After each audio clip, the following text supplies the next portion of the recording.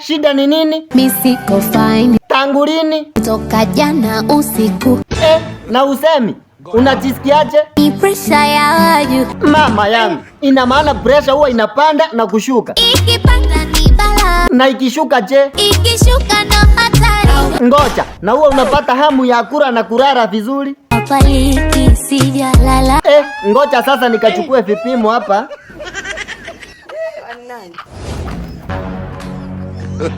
Kweli shida ipo. Na vipimo zako zinasema yes. Na unajua kwa nini nilikuambia usimfiche daktari unachoumwa? Maradhi yataniua. Maana unaweza kuwa sawa nje lakini ndani unaugua. Ninaugulia kwa nje bwerere. Naam, na aliyekuwa na kazi ya kumhudumia huyu mgonjwa ni nani? Huyo hapa huyo. Yuko wapi? Ina maana wewe ndio unamhudumia mwenyewe? Tena mimi kwake ndo daktari. Nampatipa halali. Okay, na dawa ulikuwa unampea muda gani na muda gani? Mchana kwa siku.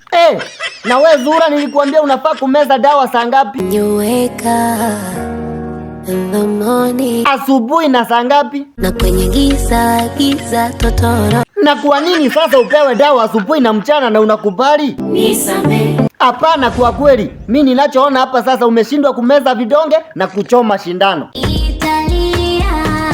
Hakuna namna ingine, na ni asubuhi na usiku kama kawaida. Hapana, kufa ufi, lakini cha moto utakiona. Sikudhani yatafikia mahala. Ndio yamefikia sasa, na nilikuambia ukiwa kwa dosi usiwahi shiriki ngono. Akikuomba unampeanga ama unamnyima? Na mimi simnyimi wala akitaka nampa. Kosa lingine, mbona mnafanya mapenzi sasa ukiwa mgonjwa? Unaongeza maradhi. Maradhi yaweza siwe na dawa kwa penzi yakapona. Ndio alipokudanganya? Na amepima? Sasa kwa nini utamwambia apime? Nawaza nimwingie kwa staili gani? Ama wewe unafurahishwa na hili jambo? Unaweza pata kuna wengine huko nje. Squeeze kushare mabwana.